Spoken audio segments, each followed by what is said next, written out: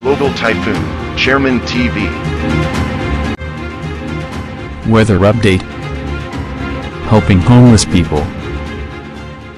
Please subscribe.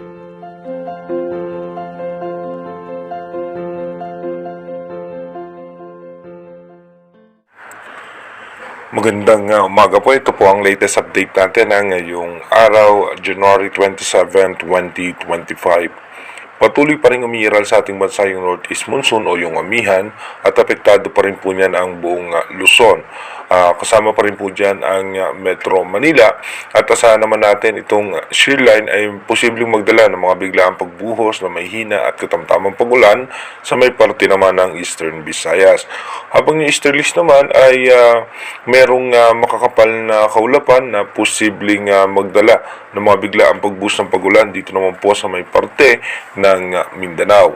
At ayon nga po sa ating advanced weather forecast, magkakaroon nga po ng posibleng sama ng panahon sa parte nga po ng Mindanao, pero ito po'y malulusaw dahil nga po sa patuloy na paglakas pa ng Northeast Monsoon at ito'y posibleng masira yung kanyang sirkulasyon dahil nga po sa malakas na pagbugso ng amihan. Dito po sa ating rain map animation, expected na nga po natin mamayang alas 3 ng hapon, mataas ang tsansa o posibilidad ng pag-ulan sa parte ng Mindanao at ilang bahagi pa ng Visayas. Kasama rin po ang Palawan. At dito naman sa parte ng Bicol Region, Metro Manila at Luzon ay magiging maayos naman ng maganda ang lagay ng panahon, maliban lamang po sa extreme northern Luzon at northern Luzon na may chance ng mga isolated rain shower. Pagdating naman po ng alas 8 ng gabi mamaya, mataas pa rin po ang posibilidad ng pag-ulan sa ilang bahagi ng Visayas at ng Mindanao dahil po yan sa shear line. Pagdating naman po ng alas 11 ng gabi, expected pa rin po natin na mataas ang tsansa ng pag-ulan sa ilang bahagi pa rin po ng Visayas, Palawan at Mindanao. Dito naman po sa parte ng Bicol Region, Metro Manila ay mananatiling maayos at maganda ang lagay ng panahon. Wala naman po tayong inaasahan na posibleng malalakas na pag-ulan. Maliban lamang po sa mga kumpulan ng kaulapan na may mga tsansa ng mga isolated rain shower at dito naman po sa Northeast Monsoon. Dito po sa Northern Luzon ay apektado po tayo ng Northeast Monsoon at ito po'y posibleng magdala ng mga isolated rain shower o yung mga pag-ambon. Dumako na nga po tayo sa ating advanced weather forecast.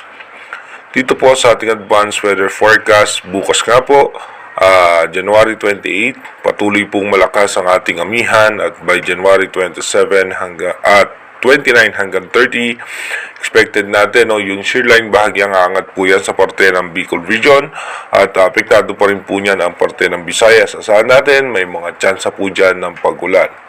Pagdating po ng January 31 at unang araw ng Pebrero, dito po bahagyang mawawala yung ating Northeast Monsoon. Apektado naman tayo ng Easterlies o yung mainit na hangin na nanggagaling sa dagat Pasipiko. By February 2 hanggang February 3, dito po dahan-dahan muling bubugso yung Northeast Monsoon at meron nga po tayong mga makakapal na kaulapan dito nga po sa labas ng ating Philippine Area of Responsibility. By February 4 hanggang February 5, magkakaroon nga ng low pressure area sa labas ng ating Philippine Area of Responsibility. Makikita po natin sa ating monitor yung malakas na pagbugso nung amihan na ito nga po ang magiging dahilan kung bakit nga hindi magtutuloy-tuloy itong posibleng sama ng panahon na to. Dahil kung mapapansin natin sa lakas ng kanyang pagbugso, nasisira yung sirkulasyon nitong low pressure area. By February 6, expected natin yung shear line niya po, magpapaulan po yan. Dito nga po sa may parte ng Visayas. Iba yung pag-iingat, paghahanda sa ating mga kababayan sa parte ng Visayas dahil posible po magdulot siya ng mga pagbaha at pag-uwan lupa. Habang yung extension naman ng kaulapan, itong low pressure area na nasa labas ng ating Philippine Area of Responsibility ay tutulong din po yan magdagdag ng mga pag-ulan dito nga po sa may shear line. By February February 7, posibleng pumasok ng ating Philippine Area of Responsibility low pressure area at ito po yung magdudulot ng pagulan dito nga po sa parte ng Mindanao at ilang bahagi ng Visayas. At ito nga po yung posibleng magdulot ng mga pagbaha at pagguho ng lupa, iba yung paghahanda nga po para sa ating mga kababayan. Posible pong umabot na hanggang 48.5 mm yung ibabagsak na ulan dito nga po sa parte ng Mindanao.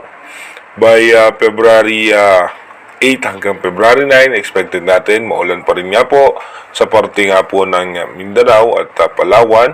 At dito nga po yung low pressure area, posible nga po nasa western section na yan ng Mindanao. Pagdating naman po ng February 10, expected naman po natin na muling hihina yung northeast monsoon at lalakas itong easterlies. At magkakaroon naman po tayo ng mga chance ng mga isolated rain shower. Sa ngayon nga po, ito pa lang po yung imo-monitor natin na posibleng sama ng panahon na makaka-apekto sa ating bansa. Pero as of now, wala naman pong posibleng bagyo na direktang tatama sa ating bansa. Mag-iingat po tayo palagi. God bless po sa ating lahat.